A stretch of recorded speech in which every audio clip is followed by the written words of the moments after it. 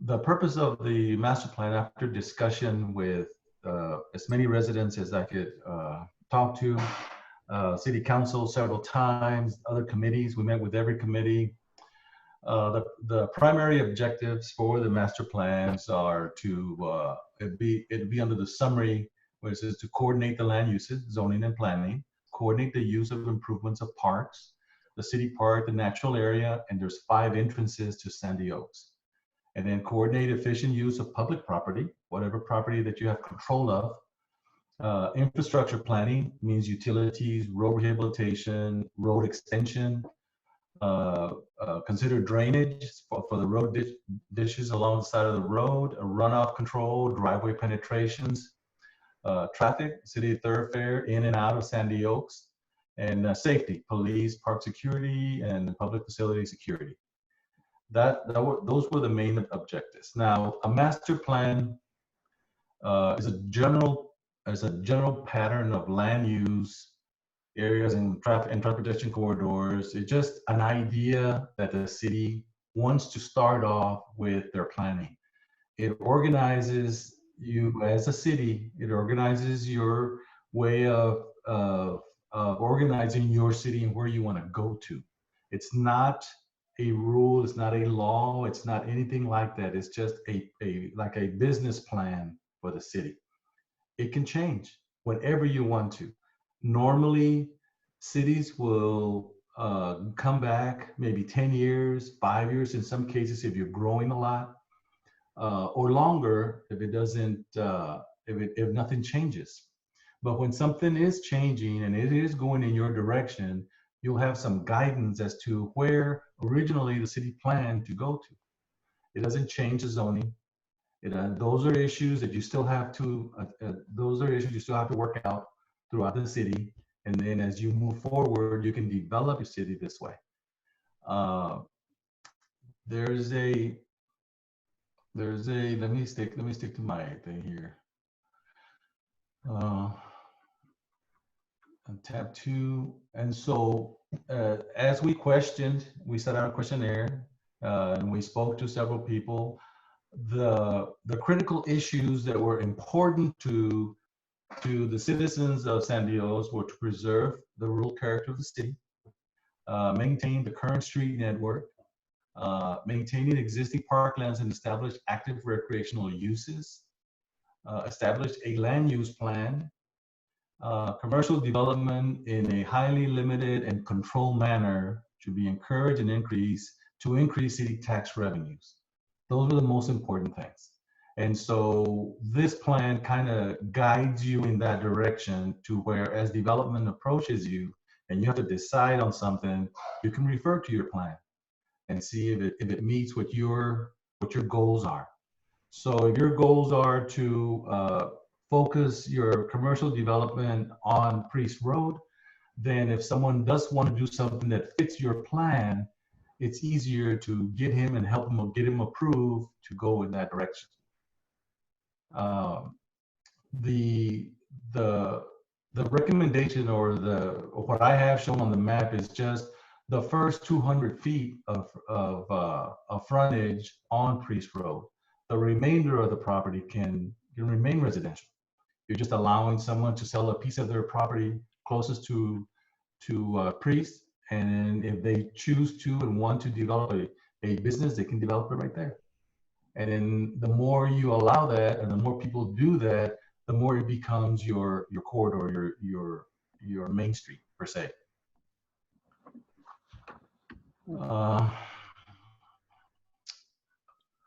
The land use, the parks, the infrastructure planning, the drainage, these were all concerns that people had. Apparently, somebody builds a house, somebody moves into the subdivision on an empty lot and builds a house, he builds a driveway. And if that entrance, if that driveway isn't controlled, then it could create some drainage issues. So your concern here is to look at the drainage or look at the driveway permit, not to create one, but maybe even follow Bexar County's, but it'll allow you to require a pipe underneath his driveway to allow the drainage to continue through, even though he has his driveway. those are things that you want to control as a city, and what you're already planning to do if not already have that ordinance in place. Uh, if you have any questions, please stop me at any time. Ask your questions. If anyone would like to ask a question, please raise your hand. I've got everybody on mute except Tony. So if you want to ask a question, you will have to click the button to raise your hand. And looks like we have no questions, so continue on. Okay. The future land plan, or the map that I have there, it considers development within the corporate limits, as well as some of your ETJ. And if you take a look at the map, it is on tab 3. That is just an idea. And then it lists all the zonings that are very close to what you have now, but allows you to grow to where you want to be. The downtown district is a small area. There's a special program for that Lou Fox was looking at trying to get a different type of funding for or help with that. So that's created right in the corner of Priest Road and Old Mathis or New Mathis Road. And then you got 2 types of commercial. The reason that you have 2 types of commercial is because one of them is more of an industrial. Like if you have a restaurant, because you have a septic system, you need to take other environmental protections against, with that septic system. So you've got a little more to do than just a regular office space with a restroom. So it requires that particular zoning so you can regulate that, so you can, enforce that if you go that route. Like I said, these are just ideas for you to follow. The Parks and Community Center. A lot of you had a concern about where it's going or where it can't. A lot of you had a concern of where it's going and where you want it to go. Well, it leaves it open and gives you enough flexibility to decide that as you go. If you have a good plan, introduce it to the Parks Committee, let the Parks Committee introduce it to the City Council, let it become a project or a planning project and plan it out, budget it, and then implement it. It allows you that. It allows you to change it. What it doesn't allow, or what it helps you regulate, is if this administration starts a project that's multi-year and you've already invested into that project, the next administration cannot just stop it and change it and do something else, because you would have wasted all your investment from before. So you can still do it, but it's a little more difficult because you already have that project in progress. And this allows you, or this guides you through that process of how to establish that. Of course, your city attorney and your city council and different committees are all going to have input on that. And Tony, this is Mickey. I did want to ask a question quickly, just for clarification. So what we're reviewing here is the plan, and that is the land use plan. This is not related to zoning. That's a different discussion. Not at all. Different time. That's right. Not at all. This is not a law. This is not going to change the use of the land or anything. It's just a plan, an idea for the city to go to. Okay. I just want to make sure everyone understood. Zoning is not part of this discussion. That's right. There's no zoning here. That comes later. Let's say, for instance, that you look at the plan use, and there is someone that wants to develop along Priest Road. And say, for instance, he wants to do multifamily. Well, if you look at your plan, it doesn't fit your plan. It's not as easy as, hey, well, I want to change the zoning so I can have multifamily here because I want to do multifamily. Well, there's 2 things he's going to have to address. He's going to have to address your plan. Then he's going to have to address the zoning issue. So your plan is to have commercial there, not multifamily. He's going to have to prove to you how you can benefit from his multifamily plan, and then agree that the city's going to allow him to do that, and then allow him to change the zoning to fit his use. See, so it's once you, with this plan, it guides you through that. It says, well, this doesn't fit our plan right now. Now, if you want to change the plan, you can do that. You can figure out exactly what you want. This just gives you a guide. What's already there, you can change it anytime you want. I'm gonna, before I forget to tell you, I'm gonna request a change for this so we can change it at least once. When the 2020 census is out and the information for that is out, I want to include it in this as an appendix. And so I'm going to request a meeting with the P&Z to introduce that, so that the P&Z can introduce it to City Council. Or is it vice versa, Cassandra? Did I do that right? Is it City Council first? Oh, sorry, let me. It would be the planning. It would go to planning and zoning first. They would make a recommendation to council, and then it would go to council. Okay, thank you. And so I would bring it to you guys first and say, look, I'd like to add this to the master plan, because it wasn't ready yet at the time that I was doing it. And you can look at it and change it, add to it. We want to know more, want more history, however you want. We'll create it, and once you accept it, then you can pass it on to City Council and say, look, this is what we've looked at. They may have some changes or some comments on it. And then I guess it has to come back to you, but it'll be implemented into the master plan. And so we'll go through that process, so you'll know that anytime you want to make a change or an addition or anything, that is the process that we have to follow. Okay, thank you. Let's see what else. Any questions so far? Stephen? Melissa has her hand up. Okay. Oh, this is more of just an observation of reading through this and the results, and I don't even know if we're going to go over it or if it's relevant or anything. Yeah. I was looking at item number 17. Would you be in favor or oppose the expansion of the city of Sandy Oaks by annexation? I was surprised that many people opposed it. I'm wondering if maybe a lot of them didn't understand the question. Number 17, most people, 44%, right? It's a pretty close, it's almost a tie, just 45 and 44. And then 11% was no response. If you can look at the question, I included the questions up on top. I think somewhere in here I included, keep going down. Yeah, let me see. And then go to 17. Would you be in favor or oppose the expansion of the city of Sandy Oaks by annexation? I think that, and I'm just speculating, I could be completely wrong, but maybe they read it as in if we would want to be annexed. I don't read it that way because I understand what, the context of it, but maybe a lot of people didn't understand. I'm very surprised, because if there's a neighborhood, that pops up around here close to us, I can't see a lot of our citizens saying no. I mean, that's just my opinion. But I was wondering, just kind of curious about that. Maybe no, I mean, I thought it was pretty clear, the favor and oppose. It says the expansion of the city of Sandy Oaks by annexation. So you're expanding the city. Yeah, no, I get it. So you have half a mile around your city.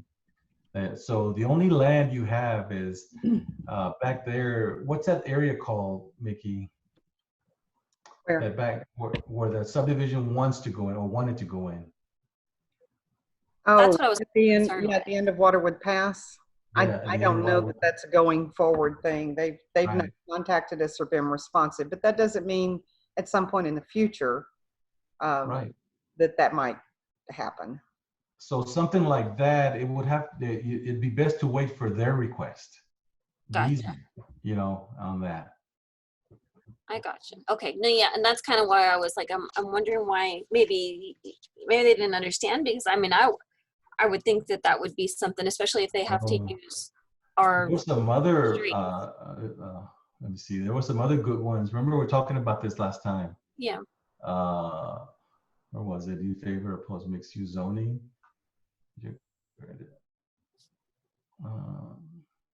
Steve, look at the senior assisted living, 70% want something there. I know, I like that. Yeah. That's pretty Look neat. at I prefer it post-pandemic. look at number 10. Look at number 10. What did you say, Mickey?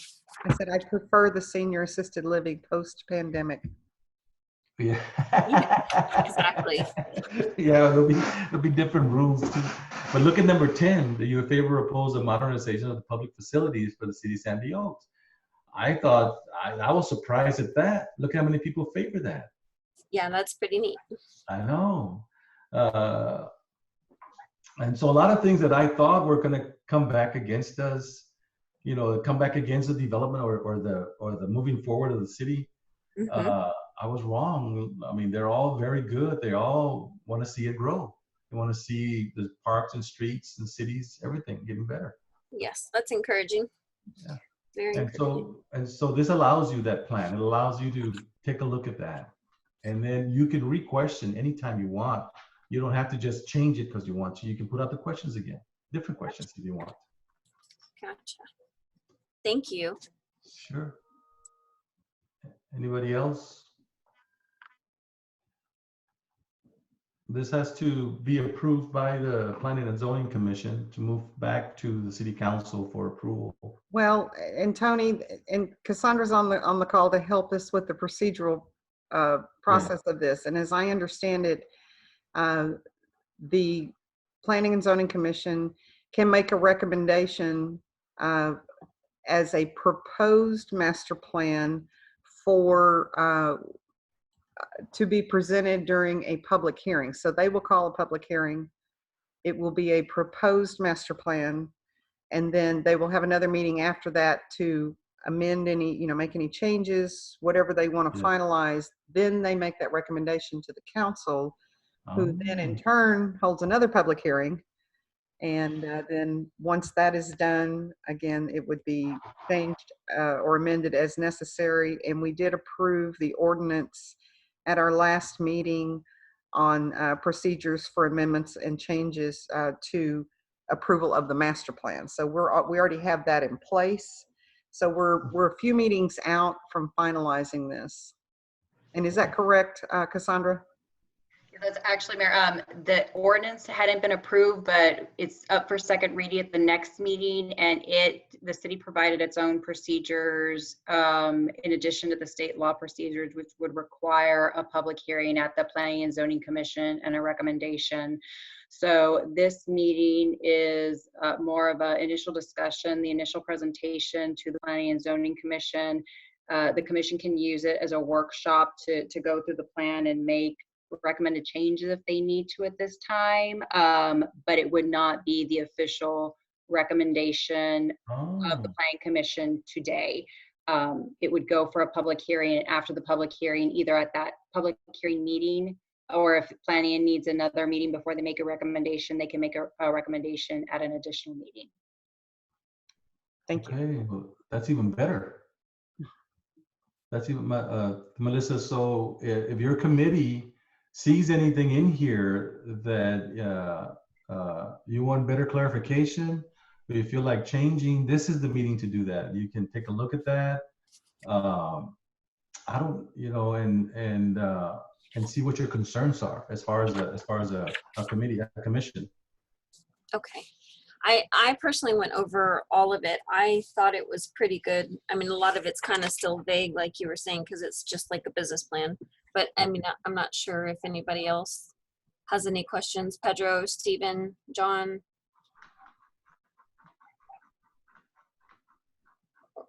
I don't have any questions. Suggestions? No. Okay.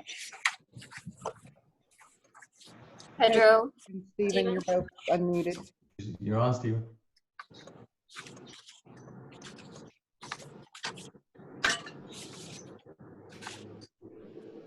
Pedro, do you have anything? Stephen, do you have anything? No questions from Pedro. Concerns or recommendations or nothing? No.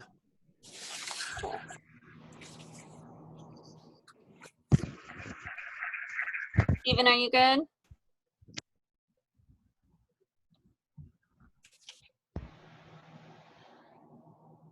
Stephen, you're unmuted.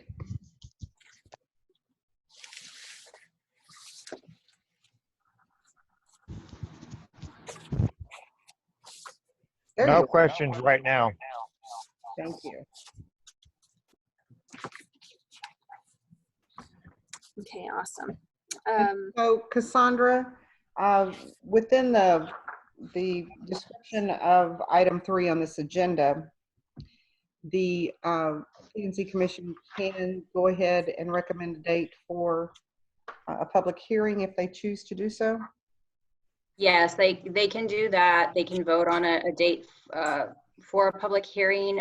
Just keep in mind, although it hasn't officially been adopted yet, the rules and procedures by council require a publication in the newspaper at least 10 days prior. So consider the time it would need to get it to the paper and to have that 10-day window, which would then be after the time the council probably adopts the official procedures.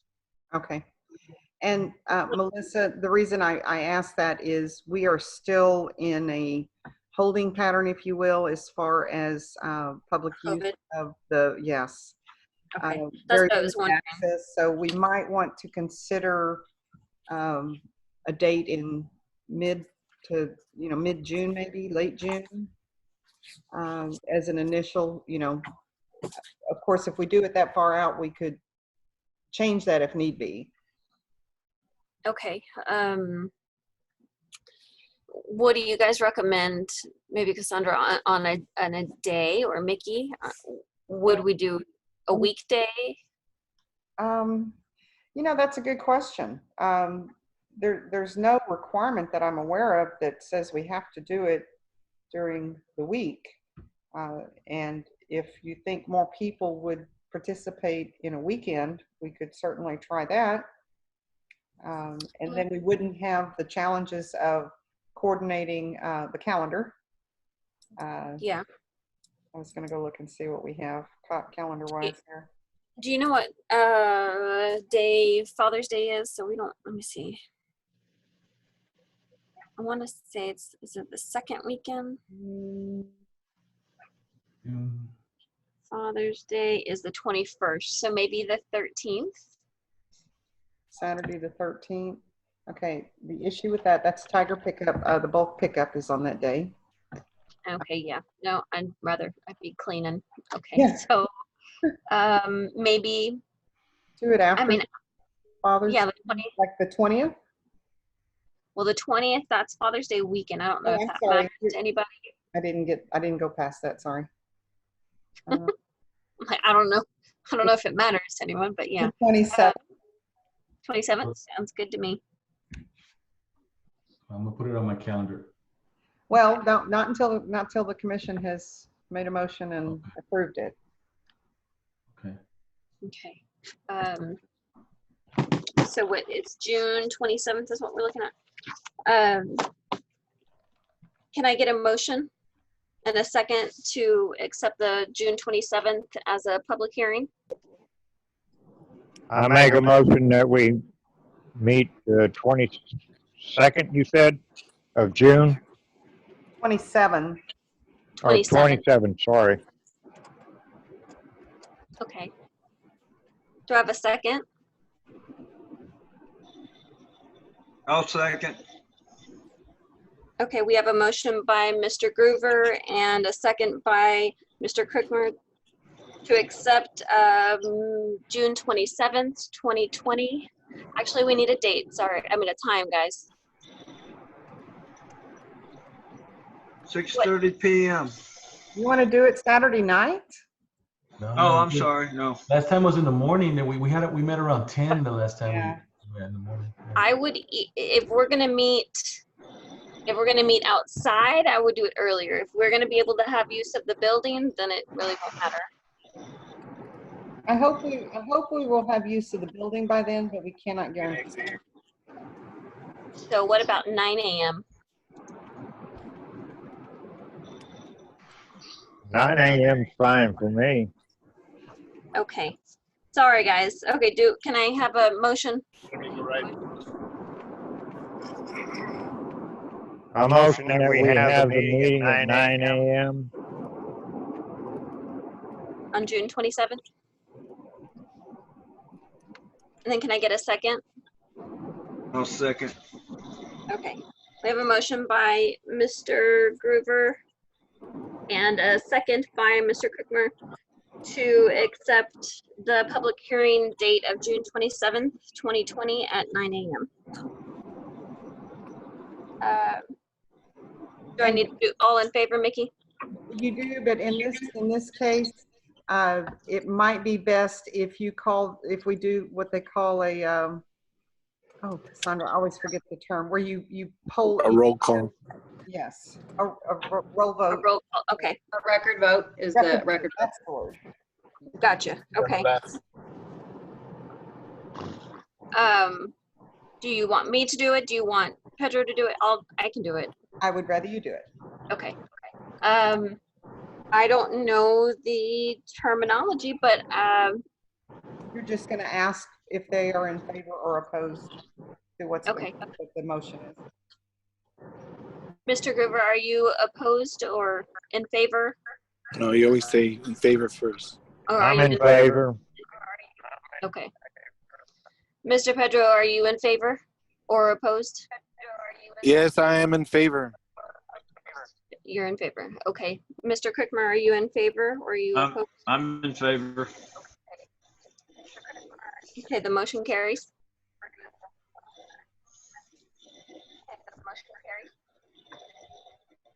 Mickey? Yeah, no, you're good. Hey, That correct? Okay. Nikki, Yes. is the master plan on your website? I haven't checked. I thought Catherine had put it out there, but I don't know that for a fact. Okay. Anybody can read it. And if not, we will make that happen.